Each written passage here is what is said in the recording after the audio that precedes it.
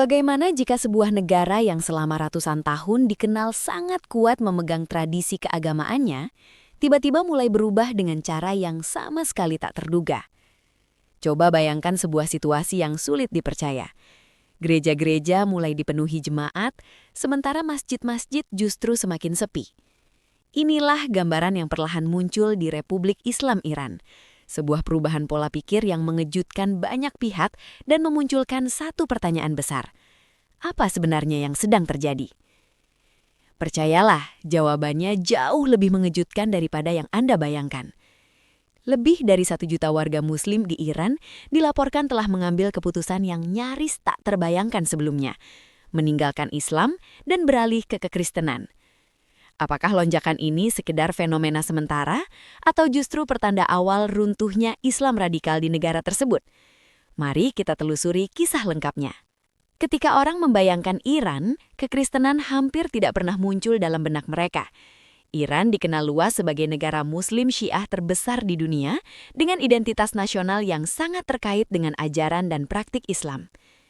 Negara ini juga terkenal dengan penegakan hukum agama yang ketat, di mana kehidupan sosial, budaya, dan politik berada di bawah pengawasan nilai-nilai religius yang dijaga oleh negara.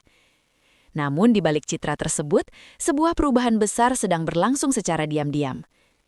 Tanpa sorotan media arus utama, gelombang perpindahan agama dari Islam ke Kristen terus tumbuh. Fenomena ini bukan hanya mengubah lanskap keagamaan Iran, tetapi juga mengguncang fondasi ideologis yang selama puluhan tahun menopang Republik Islam. Rezim teokratis Iran dibangun di atas interpretasi Islam Syiah yang ketat.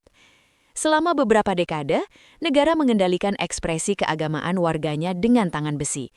Setiap bentuk penyimpangan dianggap sebagai ancaman terhadap stabilitas negara dan seringkali dibalas dengan hukuman keras. Polisi moral yang bertugas menegakkan hukum Islam di ruang publik menjadi simbol nyata dari kontrol ini. Sorotan internasional kembali tertuju ke Iran setelah muncul laporan bahwa seorang perempuan ditembak karena diduga melanggar aturan hijab wajib. Insiden seperti ini mencerminkan betapa kaku dan represifnya pendekatan rezim dalam menjaga keseragaman keagamaan. Namun ironisnya, tekanan semacam inilah yang justru memicu gelombang perlawanan batin di kalangan masyarakat. Di tengah kontrol yang ketat tersebut, tanda-tanda krisis iman mulai bermunculan. Sekitar 50.000 dari total 75.000 masjid di Iran dilaporkan telah ditutup karena minimnya jemaah. Ulama senior Iran, Muhammad Abul Qasim, mengakui bahwa penurunan drastis jumlah jemaah merupakan sinyal adanya krisis kepercayaan yang mendalam di kalangan rakyat. Fenomena ini sejalan dengan laporan yang menyebutkan bahwa sekitar 1 juta Muslim Iran telah memeluk agama Kristen. Angka ini bukan sekedar statistik, melainkan cerminan dari perubahan spiritual dan kultural yang sangat signifikan. Istilah revolusi Yesus pun mulai digunakan untuk menggambarkan gelombang konversi ini. Sebuah studi gabungan dari CBN dan International Radio Ministry memperkirakan jumlah mu'alaf Kristen di Iran telah mencapai 1 juta orang. Ini bukan anomali kecil. Ini adalah pergeseran besar yang mencerminkan pencarian makna, harapan, dan kebebasan di tengah sistem yang dirasa gagal memenuhi janji-janji moral dan keadilan. Akar dari perubahan ini tidak bisa dilepaskan dari kondisi politik, sosial, dan ekonomi Iran. Bagi banyak orang, kekristenan menawarkan kontras yang sangat tajam dengan wajah Islam politik yang mereka alami sehari-hari. Jika Islam negara diasosiasikan dengan hukuman, kontrol, dan ketakutan, maka kekristenan hadir dengan pesan kasih, pengampunan, harapan, dan hubungan pribadi dengan Tuhan. Todd Nettleton dari Voice of the Martyrs mencatat bahwa Iran menghadapi tingkat kecanduan narkoba yang sangat tinggi, korupsi yang mengakar, serta kondisi ekonomi di mana lebih dari setengah penduduk hidup dalam kemiskinan. Realitas pahit ini telah merusak kepercayaan banyak orang terhadap sistem yang mengklaim dirinya sebagai wakil kehendak Tuhan. Krisis ekonomi menjadi faktor utama yang mempercepat ketidakpuasan publik. Sanksi internasional, salah kelola ekonomi, dan korupsi telah menghantam lidah rakyat. Survei Gamal Institute di Belanda menunjukkan bahwa sekitar 80% warga Iran menginginkan sistem pemerintahan demokratis dan menolak Republik Islam dalam bentuknya saat ini.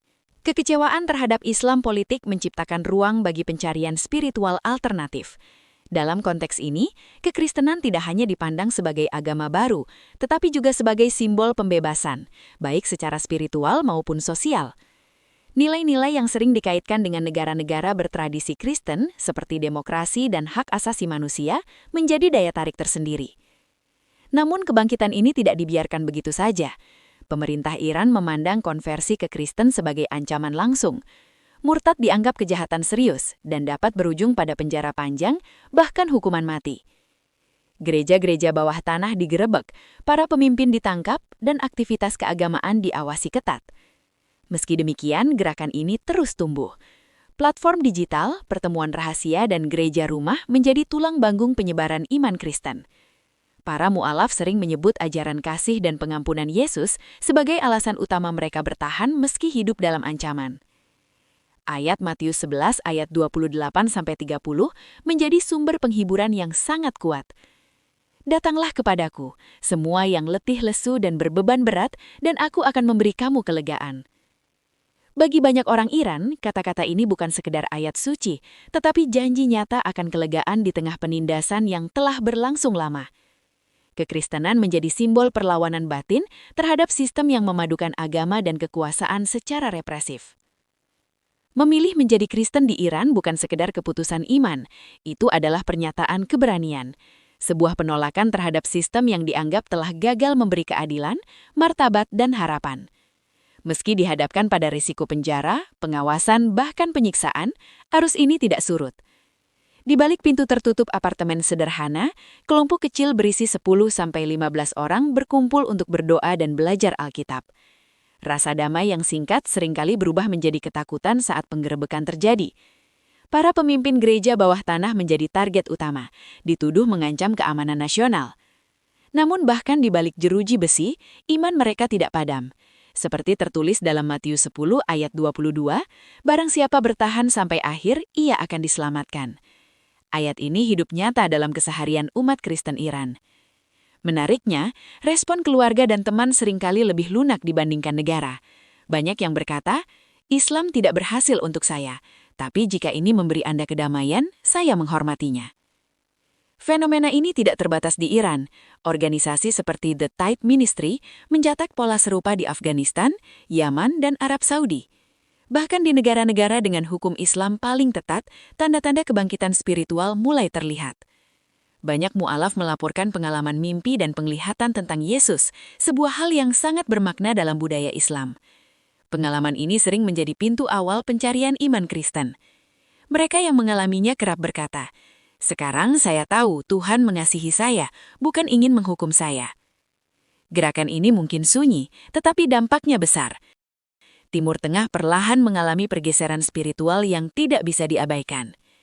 Di tengah penindasan dan ketidakadilan, pesan kasih tanpa syarat dari Yesus menembus batas budaya, politik, dan ketakutan. Ini bukan sekedar agama, ini tentang harapan. Tentang terang yang masuk ke tempat-tempat yang telah lama diselimuti kegelapan. Jangan lupa tekan tombol like, subscribe, dan nyalakan loncengnya. Jika Anda punya pendapat lain, sampaikan di kolom komentar.